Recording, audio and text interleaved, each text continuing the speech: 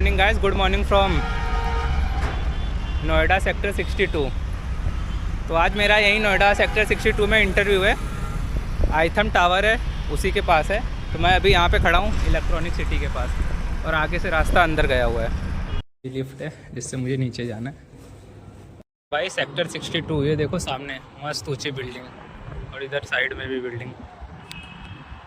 ज़बरदस्त एटमॉस्फेयर है यहाँ का। और मेरा इसी बिल्डिंग में था, ये जो मेरे लेफ्ट हैंड साइड में है बिल्डिंग, जहाँ पर मेरा इंटरव्यू था। सामने ये आइथम टावर, और इधर भी है टावर भी। मज़ा आ गया भाई इस बिल्डिंग में। देखो पीछे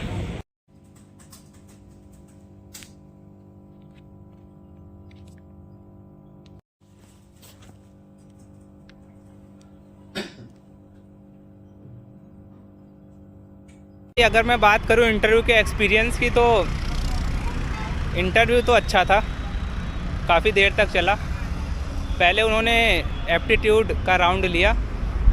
ये वीडियो मैं घर पे आके फिर से कंटिन्यू कर रहा हूँ, क्योंकि जो मैंने रिकॉर्ड किया था वो जो फाइल थी वो मुझसे डिलीट हो गई बाय मिस्टेक। तो बताना ये था कि जो फर्स्ट राउंड था वो मेरा एप्टीट्यूड का था। तो जैसे ही मेरा एप्टीट्यूड का राउंड ख़त्म हुआ, उसमें मेरे 15 क्वेश्चन थे। उसमें कुछ रीजनिंग के थे और कुछ मैथमेटिक्स के थे और कुछ जनरल क्वेश्चंस होते हैं। कुछ जनरल क्वेश्चंस थे जो लॉजिक पे डिपेंड थे। तो वो सब मैंने सॉल्व कर दिया, जिनका टाइम फ्रेम था हाफ एन आवर्स का। 30 मिनट्स के अंदर मुझे 15 क्वेश्चन सॉल्व करने थे, तो वो मैंने करके दे दिया उनको। देन उसके बाद थोड़ी देर मुझे वेट करना पड़ा। फिर 15 मिनट के बाद उन्होंने मुझे फिर से बुलाया। तो उसके बाद उन्होंने मुझसे टेक्निकल क्वेश्चंस पूछे। काफ़ी सारे क्वेश्चन पूछे थे। इवन जो जो मैंने रेज्यूमे में लिखा था अपनी प्रोफाइल से लेकर सबसे नीचे तक, अपने क्वालिफिकेशन तक, हर पॉइंट में से उन्होंने एटलीस्ट 2 क्वेश्चन पूछे थे। तो मोर देन 10 to 12 क्वेश्चन थे। मीन्स जो जो मैंने उस पर लिखा था सब पर उन्होंने क्वेश्चंस पूछा। कुछ पे बहुत डीपली जाके पूछा, जैसे मैंने रिएक्ट के बारे में लिखा था, और जो मेरा टेक स्टैक था वर्सल, नेटलीफाई, ये सब भी मैंने, पोस्टमैन, ये सब मैंने उसमें लिखा हुआ था। तो इन सब के बारे में भी उन्होंने काफ़ी क्वेश्चंस पूछे, क्या होता है, कैसे होता है, कैसे वर्क करता है। देन उसके बाद फिर उन्होंने अपना काम मुझे बताया कि उनको क्या रिक्वायरमेंट है, वो क्या देख रहे हैं हमारे अंदर, जो उनकी एक्चुअल रिक्वायरमेंट थी। तो उन्होंने बताया कि उनके पास 2 प्रोजेक्ट पड़े हुए हैं नए, तो जिस पे वर्क करना है। तो वर्क में थोड़ा एपीआई का भी उसमें काम है और बैकएंड का भी काम है।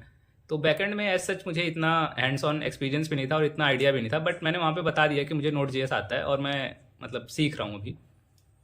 एंड देन उसके बाद उन्होंने फिर मुझसे पूछा कि हमारे पास प्रोजेक्ट में ये है, ये चीज़ें यूज़ होंगी। एंड उसके बाद जब ये सब कंप्लीट हो गया, मैंने उनको बताया कि मैं क्या क्या कर सकता हूँ उसमें। तो उन्होंने फिर एक एक A4 शीट थी, उस पर 3 क्वेश्चन लिखे हुए थे। अब वो क्वेश्चन ऐसे थे कि जैसे पहला क्वेश्चन था, उसमें एक फॉर्म था, वो सिंपल HTML से बनाना था। उसमें कुछ फील्ड थी। एक था ब्लॉग का पेज, जिसमें सेक्शन था, जैसे स्पोर्ट का सेक्शन हो गया, और फिल्म का सेक्शन हो गया, ट्रैवल का सेक्शन हो गया। तो उन सबके ब्लॉग्स उसमें अपडेट होने थे, जो कि डेटाबेस से आता है ब्लॉग। तो ये थोड़ा डायनेमिक वेबसाइट वाला ये वर्क था। तो वो चीज़ मैं समझ गया था। और उसके बाद एक चीज़ और थी उसमें, जो थर्ड वाला था, कि कोई भी अगर गूगल फॉर्म पे हमारे जाके डेटा भरता है तो वो डेटा हमारी शीट पे जाना चाहिए, ठीक है, और हमारे डेटाबेस पे जाना चाहिए। तो ये चीज़ तो मुझे ऑलरेडी आता था, क्योंकि जो प्रीवियस कंपनी में मैं था तो वहाँ पे मैंने काफ़ी प्रैक्टिस किया था, क्योंकि यही सेम काम वहाँ पे ज़्यादातर होता था। तो जो डेटा था वो गूगल शीट पे तो मैंने भेज दिया, क्योंकि वो मुझे पता था। लेकिन फिर उन्होंने बोला कि वो हमें डेटाबेस में चाहिए। तो फिर मैंने उनसे बोला कि सर डेटाबेस मुझे चाहिए, अगर आपके पास कोई सी पैनल या जो भी होगा तो वो डेटाबेस मुझे दे दीजिए, फिर मैं उसके बाद जो डेटा होगा वो मैं उसमें डेटाबेस में सेंड कर दूंगा। देन फिर वहाँ पे उन्होंने मना कर दिया कि आप अभी डेटाबेस में ना भेजो, अभी आप हमें गूगल शीट पे भेज कर दिखाइए। तो वो टास्क मैंने कंप्लीट करके उनको दे दिया। उसके बाद ये तीनों चीज़ मैंने किया, लेकिन एक चैलेंज मेरे पास और आ गया। जो उन्होंने मुझे लैपटॉप दिया उसमें VS कोड नहीं था, और वो लैपटॉप भी थोड़ा स्लो था। तो मैंने सिंपल वही नोटपैड की फाइल ली, तो .html एक्सटेंशन से उसे सेव करके रन करके दिखा दिया आउटपुट। फिर उसके बाद उन्होंने बोला कि अभी एक प्रोसेस और होगा जो टेलीफोनिक होगा। देन फिर ये था ओवरऑल जो मेरा इंटरव्यू था उसका एक्सपीरियंस। तो अभी जो मैंने पिछले 2-3 इंटरव्यू दिए हैं, तो उसमें जो टेक्निकल राउंड हुआ है वो काफ़ी अच्छा रहा है। सामने कोडिंग करवा के देखते हैं। और एक चीज़ और थोड़ा यूनिक है, ये जो एप्टी वाला है, एप्टीट्यूड वाला, ये भी हो रहा है। पिछले 2-3 कंपनी में मैंने इंटरव्यू दिया है, तो वहाँ पे एप्टीट्यूड का एक पार्ट था, फिल्ट्रेशन जो प्रोसेस होता है, तो दोनों कंपनीज में एप्टीट्यूड मुझसे पूछा गया था। मतलब बहुत एडवांस क्वेश्चन नहीं होते, लेकिन हाँ ठीक ठाक क्वेश्चन होते हैं कि आपको पढ़ना तो पड़ेगा थोड़ा बहुत, क्योंकि जैसे क्वेश्चंस भी मैं बता देता हूँ, जैसे परसेंटेज का क्वेश्चन हो गया और रेशियो एंड प्रोपोर्शन के क्वेश्चंस हो गए, कंपाउंड इंटरेस्ट, इन सब टाइप में भी क्वेश्चंस थे उसमें।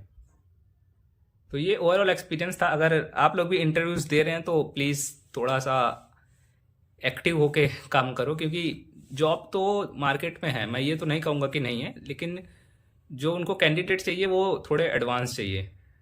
भले ही आप फ्रेशर हो, लेकिन जो उनकी एक्सपेक्टेशंस है वो ज़्यादा है, क्योंकि मैं इस चीज़ को खुद फील कर रहा हूँ। यही सेम इंटरव्यू जब मैंने 1 साल पहले दिया था तो चीज़ें इतनी टफ नहीं थी। हालांकि टफ अभी भी नहीं है, लेकिन है कि जब आप टेक्निकल राउंड में बैठते हैं तो क्वेश्चंस आपसे अच्छे पूछे जाएंगे। तो बाकी इंटरव्यू दीजिए। ऑल द बेस्ट सभी को।